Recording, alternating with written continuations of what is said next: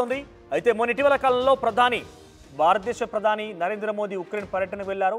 Ukraine పర్యటన ఉన్నంత సేపు నరేంద్ర మోదీ అక్కడ పర్యటిస్తున్నంత సేపు కూడా రష్యా ఎటువంటి దాడి చేయకూడదు అనుకుని నిర్ణయించుకుంది. ఆయన ఎప్పుడైతే ఉక్రెయిన్ దాటి బయటికి వచ్చేసారో మరోసారి దాడి మొరం చేసింది. ఇక రష్యా దాడిలో ఇప్పుడు 5 మృతి చెందారు. సుమారుగా 37 మందికి తీవ్ర గాయాలయ్యాయి. రష్యాపై డ్రోన్లతో ప్రతిదాడికి దిగుతోంది ఉక్రెయిన్. అయితే ఏంజెల్స్ సరోటో నగరాల టార్గెట్గా దాడి చేస్తోంది. 26-11 ముంబై అటాక్స్ను గుర్తు చేస్తున్నాయి ఈ దాడులన్నీ కూడా. అయితే నవంబర్ 26న ముంబైలో ఎటువంటి అటాక్స్ జరిగాయి, అటువంటి అటాక్లని ప్రస్తుతం ఉక్రెయిన్ రష్యా మధ్య జరుగుతున్న ఈ భీకర దాడిలో వాటిని గుర్తు చేస్తున్నట్టు కనబడుతోంది. 38 అంతస్తుల బిల్డింగ్ పై డ్రోన్ అటాక్ చేసింది ఉక్రెయిన్. ఇక 20 పైగా వాహనాలు ధ్వంసమయ్యాయి, పలువురికి గాయాలు కూడా అయ్యాయి. రష్యా ఉక్రెయిన్ యుద్ధం ఇప్పుడు మొదలైంది కాదు, సుమారుగా సంవత్సరం పైగా కావస్తోంది.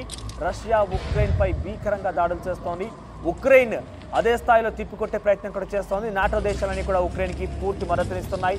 రష్యాకి కొంత చైనా సహకారం దొరుకుతున్నట్టు కనబడుతోంది. అయితే ఈ భీకర దాడుల్లో వరుసగా ఒకరిపై ఒకరి దాడుల్లో 2 దేశాలు కూడా అతలాకుతలమవుతున్నాయి. రష్యా చాలా పెద్ద దేశం ఉక్రెయిన్తో పోలిస్తే.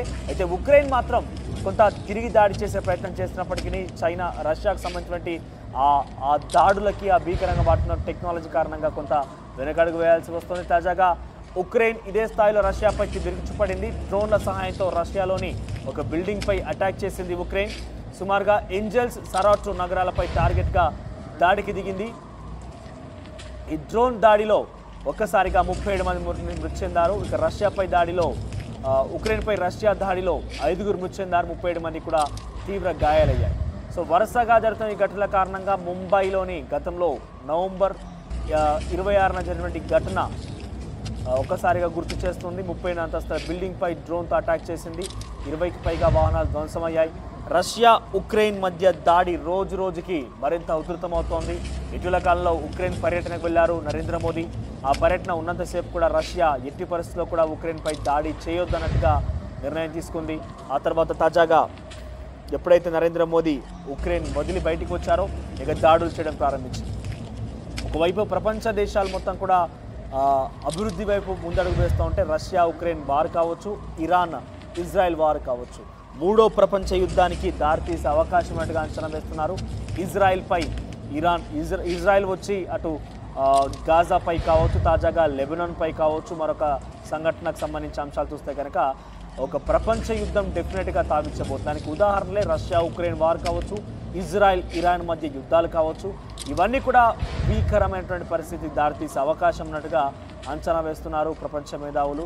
సో మరోవైపు ఇక్కడ రష్యా ఉక్రెయిన్కి సంబంధించి తాజాగా మాట్లాడుకుంటే కనుక ఈరోజు ఈ దాడిలో 37 మంది పైగా తీవ్ర గాయాలయ్యి 5 మరణించారు. సో డ్రోన్ల సహాయంతో భీకరంగా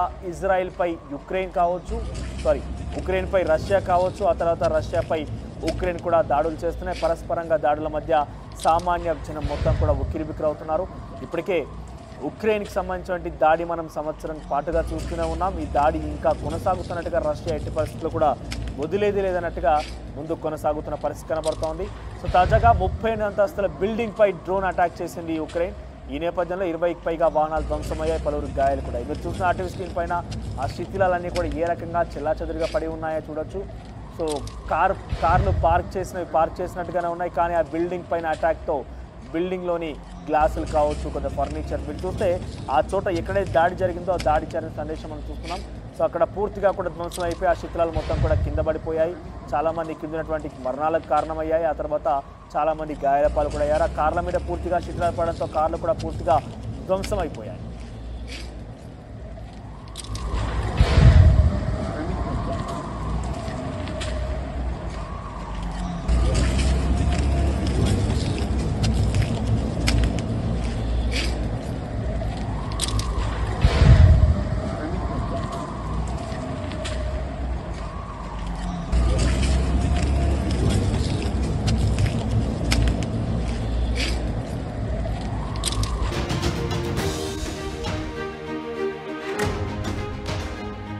రష్యా ఉక్రెయిన్ పై ఇంకా కూడా యుద్ధం కొనసాగుతోంది. అయితే మొన్న ఇటీవల కాలంలో భారతదేశ ప్రధాని నరేంద్ర మోదీ ఉక్రెయిన్ పర్యటనకు వెళ్లారు. ఉక్రెయిన్ పర్యటన ఉన్నంతసేపు నరేంద్ర మోదీ అక్కడ పర్యటిస్తున్నంతసేపు కూడా రష్యా ఎటువంటి దాడి చేయకూడదని నిర్ణయించుకుంది. ఆయన ఎప్పుడైతే ఉక్రెయిన్ దాటి బయటకు వచ్చేసారో మరోసారి దాడి ముమ్మరం చేసింది. ఇక రష్యా దాడిలో ఇప్పుడు 5గురు మృతి చెందారు. సుమారుగా 37 మందికి తీవ్ర గాయాలయ్యాయి. రష్యాపై డ్రోన్లతో ప్రతిదాడికి దిగుతోంది ఉక్రెయిన్. అయితే ఏంజెల్స్, సరోటో నగరాల టార్గెట్గా దాడి చేస్తోంది. 26-11 ముంబై అటాక్స్ను గుర్తు చేస్తున్నాయి ఈ దాడులన్నీ కూడా. అయితే నవంబర్ 26న ముంబైలో ఎటువంటి అటాక్స్ అది జరిగాయి, అటువంటి అటాక్లని ప్రస్తుతం ఉక్రెయిన్ రష్యా మధ్య జరుగుతున్న ఈ భీకర దాడిలో వాటిని గుర్తు చేస్తున్నట్టు కనబడుతోంది. 38 అంతస్తుల బిల్డింగ్ పై డ్రోన్ అటాక్ చేసింది ఉక్రెయిన్. ఇక 20 పైగా వాహనాలు ధ్వంసమయ్యాయి, పలువురికి గాయాలు కూడా అయ్యాయి. రష్యా ఉక్రెయిన్ యుద్ధం ఇప్పుడు మొదలైంది కాదు, సుమారుగా సంవత్సరం పైగా కావస్తోంది. రష్యా ఉక్రెయిన్ పై భీకరంగా దాడులు చేస్తోంది. ఉక్రెయిన్ అదే స్థాయిలో తిప్పికొట్టే ప్రయత్నం కూడా చేస్తోంది. నాటో దేశాలన్నీ కూడా ఉక్రెయిన్కి పూర్తి మద్దతునిస్తున్నాయి. రష్యాకి కొంత చైనా సహకారం దొరుకుతున్నట్టు కనబడుతోంది. అయితే ఈ భీకర దాడుల్లో వరుసగా ఒకరిపై ఒకరి దాడుల్లో 2 దేశాలు కూడా అతలాకుతలమవుతున్నాయి. రష్యా చాలా పెద్ద దేశం ఉక్రెయిన్తో పోలిస్తే. అయితే ఉక్రెయిన్ మాత్రం కొంత తిరిగి దాడి చేసే ప్రయత్నం చేసినప్పటికీ చైనా రష్యాకు సంబంధించినటువంటి ఆ దాడులకి, ఆ భీకరంగా వాడుతున్న టెక్నాలజీ కారణంగా కొంత వెనకడుగు వేయాల్సి వస్తుంది. తాజాగా ఉక్రెయిన్ ఇదే స్థాయిలో రష్యాపై విరుచుపడింది. డ్రోన్ల సహాయంతో రష్యాలోని ఒక బిల్డింగ్ పై అటాక్ చేసింది ఉక్రెయిన్. సుమారుగా ఏంజెల్స్, సరాటో నగరాలపై టార్గెట్గా దాడికి దిగింది. ఈ డ్రోన్ దాడిలో ఒక్కసారిగా 37 మంది మృతి చెందారు. ఇక రష్యాపై దాడిలో ఉక్రెయిన్పై రష్యా దాడిలో 5గురు మృతి చెందారు, 37 మంది కూడా తీవ్ర గాయాలయ్యాయి.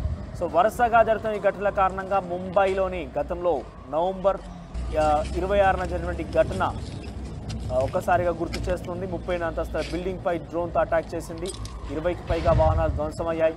రష్యా ఉక్రెయిన్ మధ్య దాడి రోజు రోజుకి మరింత ఉధృతమవుతోంది. ఇటీవల కాలంలో ఉక్రెయిన్ పర్యటనకు వెళ్లారు నరేంద్ర మోదీ. ఆ పర్యటన ఉన్నంతసేపు కూడా రష్యా ఎట్టి పరిస్థితుల్లో కూడా ఉక్రెయిన్పై దాడి చేయొద్దన్నట్టుగా నిర్ణయం తీసుకుంది. ఆ తర్వాత తాజాగా ఎప్పుడైతే నరేంద్ర మోదీ ఉక్రెయిన్ వదిలి బయటికి వచ్చారో ఇక దాడులు చేయడం ప్రారంభించింది. ఒకవైపు ప్రపంచ దేశాలు మొత్తం కూడా అభివృద్ధి వైపు ముందడుగు వేస్తూ ఉంటే రష్యా ఉక్రెయిన్ వార్ కావచ్చు,